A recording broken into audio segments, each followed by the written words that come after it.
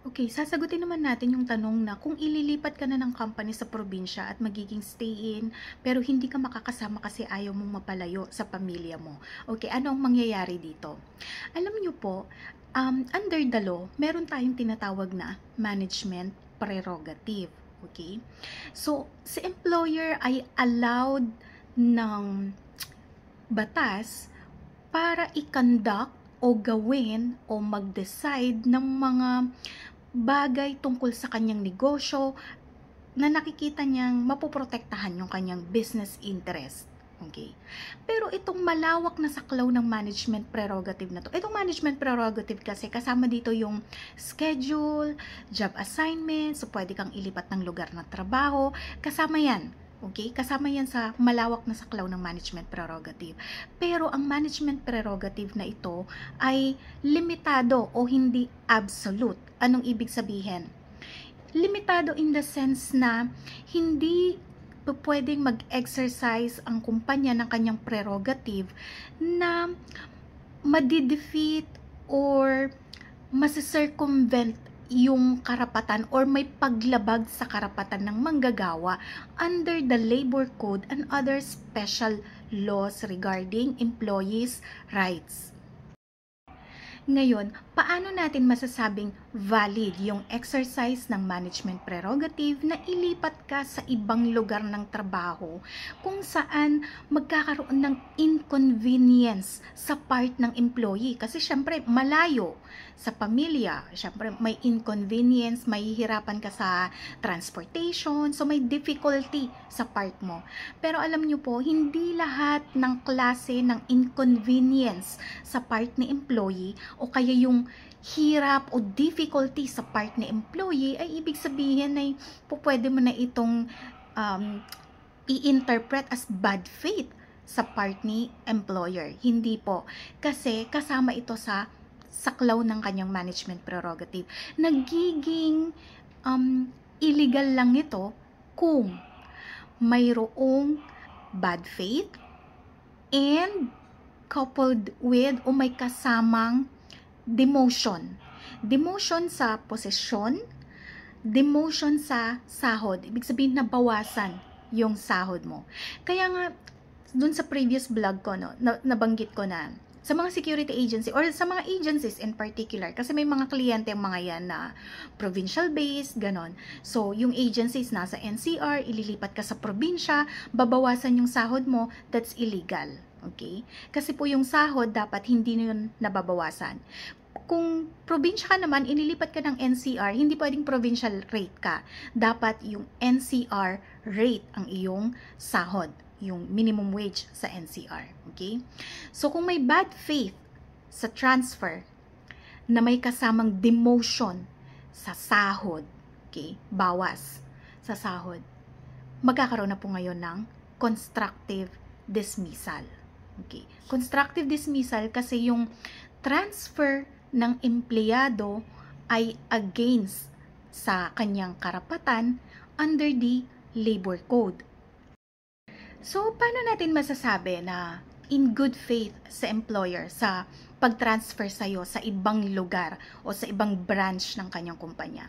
Kapag yung decision po na ilipat kayo ay produkto ng sound business judgment, ibig sabihin, pinag-aralan ng employer mo yung qualification mo, ng mga empleyado, yung aptitude nila, yung skills applicable, and then kung meron talagang pangangailangan ng personnel doon sa branch na paglilipatan sa'yo. Ano ba itong karapatan ng empleyado under the labor code na hindi dapat labagin o i-circumvent ng employer? Isa dito yung karapatan niya sa security of tenure. Okay?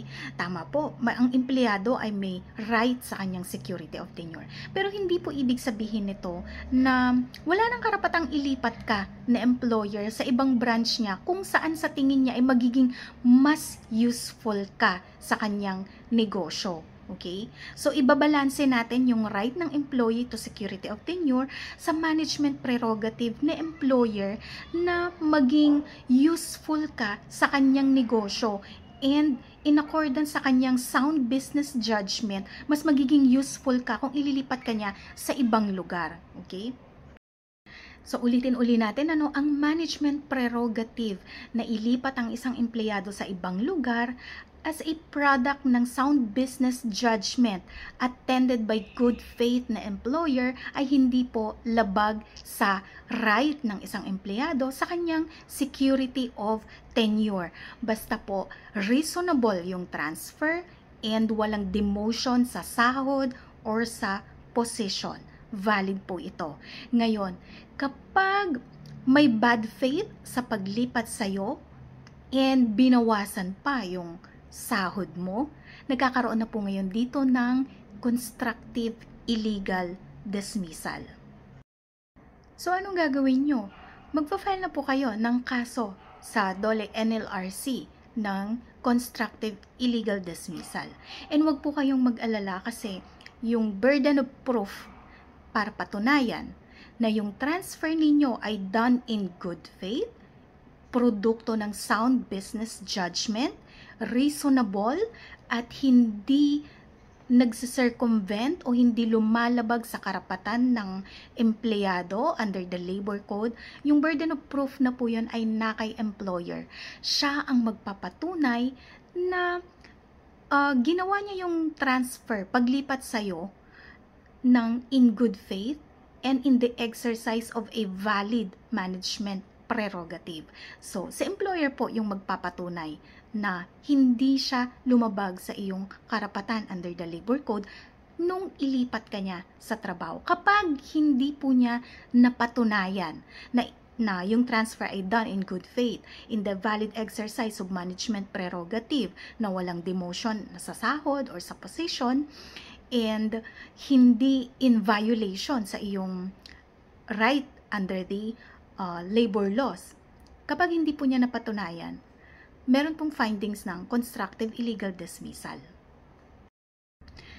Ngayon, kapag nag-file kayo ng constructive illegal dismissal, panalo kayo, entitled kayo sa reinstatement and full back wages. Okay. Full back wages, ito yung sahod magmula nang kayo ay tinanggal hanggang sa maging final order, final yung desisyon ng korte. Yung back wages po, kasama po dito yung regular allowances na natatanggap ninyo bilang empleyado na hindi subject sa reimbursement. Kasi merong mga allowances na subject for reimbursement, like halimbawa yung transportation allowance, ganun, meal allowance, di ba minsan kailangan nating mag-submit ng resibo kay employer bago natin makuha yon. So hindi po yun kasama sa computation ng back wages na regular allowance, kasi dapat yung regular allowance ay regular mong natatanggap na hindi mo kailangang mag-submit ng iba pang requirements for reimbursement. Okay. So, kasama po yun sa computation ng back wages, yung regular allowances. Kasama rin po yung 13-month pay na nare-receive every year. And yung emergency living allowance. Kasama din po yun sa computation ng back wages. Ngayon, pagdating sa reinstatement, kung hindi na po pwedeng i-reinstate ang empleyado kasi lumipas na ang maraming panahon magmula nang siya ay mag-file ng illegal dismissal hanggang sa maging final yung desisyon ng korte, po pwede pong i-award ng korte yung separation pay instead of reinstatement. So, separation pay na 1 month pay for every year of service plus yung full back wages. Huwag po natin kalilimutan na lagi pong magkasama yon. Reinstatement plus full back wages. Ngayon, kung hindi na pwede ang reinstatement, magkakaroon na po ng separation pay plus full back wages pa rin. Okay? Ngayon, ano namang mangyayari kung yung transfer naman na employee ay valid exercise of management prerogative in good faith, produkto ng sound business judgment, walang demotion sa sahod, walang demotion sa position, tinanggihan ni employee. Okay. Pwede bang mag-demand sa employee ng separation pay? Hindi po. Kasi, in good faith sa employer, valid exercise yun ng kanyang management prerogative. Kapag tumanggi ka, pwede ka pang i-charge ng willful disobedience. Okay? Kasi po, lawful order yung pag-transfer sa'yo ng management sa kanyang ibang branches kung saan ka magiging mas useful. Lawful order po yon in connection with your job description or responsibility bilang employee. Sumunod sa instruction, sa lawful orders, sa reasonable orders or instructions ng inyong kumpanya. Isa po yun sa mga trabaho ninyo nang pumirma kayo ng employment contract sa inyong employer. So kapag tumanggi po kayo, pwede kayong i-charge or sa administrative side or sa disciplinary side ng employer, pwede kayong i-charge ng willful disobedience. Okay?